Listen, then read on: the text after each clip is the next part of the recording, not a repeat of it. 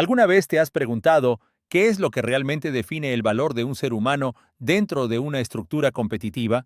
Hoy vamos a sumergirnos en las profundidades de la mejor liga de baloncesto del mundo, pero no solo para hablar de canastas o estadísticas vacías. Vamos a hablar de la fragilidad del cuerpo humano, humano, de cómo el ego puede destruir el talento más brillante y de la guerra psicológica y dialéctica que se está librando ahora mismo por el premio al jugador más valioso. Tenemos una agenda que parece sacada de un guión de cine, con giros de guión inesperados, decepciones monumentales y declaraciones que han hecho temblar los cimientos de la liga. ¿Qué pasa cuando una superestrella decide que ya es hora de reclamar su trono y ataca directamente a sus rivales? Prepárate, porque lo que vamos a desgranar hoy va mucho más allá del deporte. Es fascinante cómo un simple juego de pelota termina convirtiéndose en un espejo de la naturaleza humana.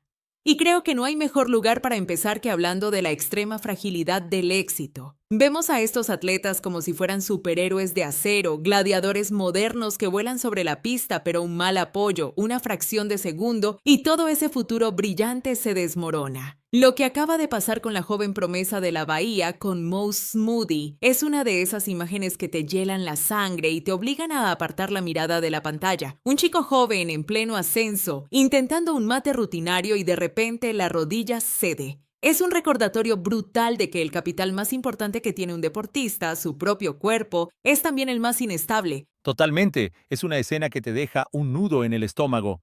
Y lo peor es el contexto. Ese equipo ya venía arrastrando una auténtica maldición de lesiones con sus grandes estrellas, una especie de plaga que parece no tener fin. Cuando ves a un jugador joven que estaba encontrando su ritmo, aportando esa regularidad tan difícil de conseguir en la élite, caer de esa manera, te hace cuestionar el inmenso costo físico que exige este nivel de competición. Aunque, dentro de la tragedia, parece que hay un rayo de esperanza. Los expertos médicos sugieren que, a pesar de lo aparatoso y escalofriante de la caída, la cirugía no es tan compleja como la temida rotura del ligamento cruzado anterior y la rehabilitación podría ser mucho más rápida de lo esperado. Pero el golpe psicológico para el equipo, ¿cómo se gestiona eso en un vestuario que ya está tocado anímicamente? Ese es exactamente el verdadero desafío. La recuperación física tiene unos plazos que la medicina moderna tiene muy controlados, pero la cicatriz mental en el grupo es otra historia. Cuando ves caer a un compañero de esa forma, la mortalidad deportiva se hace evidente para todos. El miedo a lesionarse empieza a rondar por la cabeza de los demás jugadores y eso en un deporte de contacto y explosividad es letal. Ahora la franquicia tiene que reinventarse una vez más, buscar rotaciones imposibles y sobrevivir en una conferencia que no perdona la debilidad. Pero hablando de vestuarios y de dinámicas de equipo, hay otro caso que me tiene absolutamente perplejo y que roza lo incomprensible. ¿Cómo es posible que un equipo contendiente al título, que acaba de fichar a un anotador compulsivo capaz de meter 40 puntos en una noche, decida cortarlo de forma fulminante pocas semanas después? Es que es el gran misterio de la semana. Lo de Cam Thomas siendo despedido por la franquicia de Wisconsin es digno de un caso de estudio. Estamos hablando de un jugador con un talento ofensivo descomunal, alguien que venía de otra franquicia con la vitola de ser un microondas, un chico capaz de revolucionar un partido él solo, y de repente lo cortan. Y lo cortan en un momento del calendario donde ya ha pasado la fecha límite, lo que significa que este chico no va a poder jugar los playoffs con ningún otro equipo esta temporada. Es una condena deportiva en toda regla. Para que una gerencia tome una decisión tan drástica, asumiendo el costo y perdiendo una pieza de ese calibre, el problema interno tiene que ser de proporciones bíblicas. ¿Qué te hace pensar esta situación sobre el equilibrio entre el talento individual y la química de un grupo? Me hace pensar en la clásica metáfora del coche deportivo. Puedes tener un motor Ferrari capaz de alcanzar los 300 kilómetros por hora, pero si el volante está roto o los frenos no responden, ese coche no solo es inútil, sino que es un peligro mortal para quien lo conduce. En el deporte de élite y en cualquier empresa de alto rendimiento, el talento puro está sobrevalorado si no viene acompañado de inteligencia emocional y adaptabilidad. Si un equipo que necesita victorias desesperadamente prefiere deshacerse de un anotador de 40 puntos, la lectura es clara. El coste de tenerlo en el vestuario superaba con creces el beneficio de sus puntos en la pista. Seguramente estamos ante un choque de egos, una falta de compromiso defensivo o una actitud que estaba envenenando la cultura del equipo. Es una lección durísima. En la cima, o sumas al colectivo o el sistema te expulsa por muy brillante que seas. Es una analogía perfecta. Al final, el talento te abre la puerta, pero el carácter es lo que te mantiene dentro de la habitación. Y cambiando de escenario, pero sin dejar de lado el desgaste físico y mental, tenemos que hablar de la gira de los angelinos. Acaban de perder un partido ajustadísimo contra el equipo de la Ciudad del Motor, un equipo que ha resucitado esa identidad física y dura de los Bad Boys. Venían buscando una racha histórica de 10 victorias consecutivas, pero cayeron en el final del partido. Faltaban piezas clave en la rotación, el cansancio de los viajes era evidente, pero lo que ha encendido las redes y a los aficionados es el tema del arbitraje. Las quejas sobre faltas evidentes no pitadas, especialmente en penetraciones de sus estrellas, han sido masivas. ¿Hasta qué punto crees que el factor humano del árbitro, el cansancio o incluso la presión del ambiente influyen en estas decisiones que deciden partidos?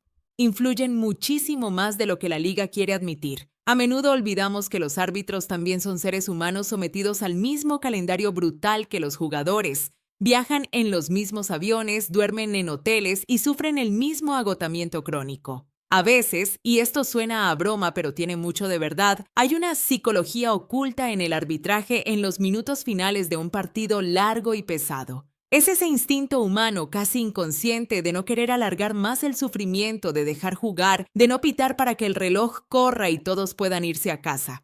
Además, cuando te enfrentas a una defensa tan física y agresiva, los árbitros a veces ajustan su umbral de faltas a la dureza del partido. Si pitaran cada contacto, el partido duraría 4 horas. Pero claro, cuando te juegas el posicionamiento para los playoffs y la diferencia entre ganar y perder es un silbato silencioso, la frustración de los jugadores es completamente comprensible. Es el eterno debate sobre la justicia en el deporte. Y hablando de justicia y de buscar el reconocimiento absoluto, llegamos al plato fuerte de la jornada. La carrera por el MVP se ha convertido en un campo de batalla dialéctico. El joven prodigio francés, Wembanyama, ha decidido no morderse la lengua y ha lanzado un dardo envenenado directo a los argumentos de Luka Doncic. Sus puntos son muy claros y casi filosóficos. Primero, dice que la defensa es literalmente el 50% del juego y que históricamente se ha subestimado a la hora de dar este premio. Segundo, argumenta que su equipo ha dominado a los líderes de su conferencia. Y tercero, y aquí es donde lanza el golpe directo, afirma que el impacto ofensivo real no se limita simplemente a anotar puntos. Es una declaración de intenciones tremenda. ¿Cómo analizas esta deconstrucción que hace del premio al jugador más valioso? Es una de las reflexiones más maduras y estratégicas que he escuchado de un jugador tan joven. Lo que está haciendo es intentar cambiar la narrativa histórica de la liga. Durante décadas el MVP ha sido un premio secuestrado por las estadísticas ofensivas, por el brillo de los puntos y el espectáculo. Al decir que la defensa es la mitad del juego, está pidiendo que se valore el trabajo invisible, la intimidación, el alterar los tiros del rival, el colapsar los sistemas contrarios solo con su presencia en la pintura. Y tiene razón en que el impacto no es solo meter la canasta. Sin embargo, su ataque directo a la forma de jugar de Doncic tiene fisuras. Es cierto que el francés domina ambos lados de la cancha de una manera nunca antes vista, pero reducir el juego del esloveno a solo meter puntos es una simplificación injusta. Exactamente, ahí es donde el argumento cojea un poco, porque no estamos hablando de un jugador que solo tira a canasta de forma egoísta. Estamos hablando de alguien que promedia casi un triple doble de manera rutinaria. Cuando generas 40 puntos, pero además capturas 9 rebotes y repartes 9 asistencias, estás controlando absolutamente el ritmo, el espacio y el tiempo del partido. Estás haciendo mejores a tus compañeros. Entonces, nos encontramos ante un choque de paradigmas. Por un lado, el valor de ser una muralla infranqueable en defensa y un jugador eficiente en ataque. Por el otro, el valor de ser el sistema ofensivo completo de un equipo, la mente maestra que dicta todo lo que ocurre en la mitad de la cancha. ¿Qué paradigma crees que tiene más peso real si hablamos del concepto puro de valor? Esa es la pregunta del millón, la que define cómo entendemos el baloncesto moderno. Si nos ceñimos a la definición de valioso, man, Dios, tienes que preguntarte, Si quitas a este o este jugador de su equipo, ¿cuál es la caída en el rendimiento global? El impacto del francés en la defensa es histórico. Transformas a un equipo mediocre en una élite defensiva. Pero la capacidad del esloveno para generar puntos de la nada en una liga donde la ofensiva de media pista en los playoffs es lo que te da los campeonatos tiene un peso gravitacional inmenso. Creo que estamos ante una de las carreras por el MVP más fascinantes de los últimos años porque no solo compiten dos jugadores excepcionales, sino dos filosofías de juego completamente opuestas. Y no nos olvidemos de los demás candidatos que están al acecho y que también lideran equipos ganadores con números de escándalo. Es una batalla de narrativas apasionante, y lo más interesante es que esta tensión dialéctica se va a trasladar inevitablemente a la pista. Cada partido a partir de ahora es un plebiscito, cada estadística va a ser analizada bajo el microscopio y cada error será utilizado por los detractores. Hemos empezado hablando de la fragilidad del cuerpo con esa terrible lesión, hemos pasado por la toxicidad de los egos en los vestuarios, hemos analizado el agotamiento y la psicología humana en el arbitraje y terminamos con esta guerra filosófica por ser coronado como el mejor del mundo. Todo esto nos demuestra que el deporte de élite es un ecosistema vivo, complejo y a veces cruel. Sin ninguna duda, es un teatro donde se exponen las mayores virtudes y las peores miserias del ser humano. Y lo hermoso de todo esto es que la temporada aún tiene muchas páginas por escribir. Las lesiones obligarán a nacer a nuevos héroes, los jugadores cortados tendrán que buscar redención o desaparecer en el olvido, y la lucha por el MVP se decidirá, como siempre, en los momentos de mayor presión cuando las piernas pesan y el oxígeno falta. La verdadera pregunta que nos queda flotando en el aire es, cuando llegue la hora de la verdad en los playoffs, ¿qué pesará más, la genialidad ofensiva absoluta o el dominio total de los dos lados de la cancha? Esa es la gran incógnita que nos mantendrá pegados a la pantalla. El tiempo y la pista dictarán sentencia. Nos quedamos con esa reflexión, con la mirada puesta en lo que está por venir y recordando que, en este nivel de exigencia, cada detalle, cada actitud y cada decisión cuenta. Hasta la próxima, seguiremos desentrañando los misterios de este juego fascinante.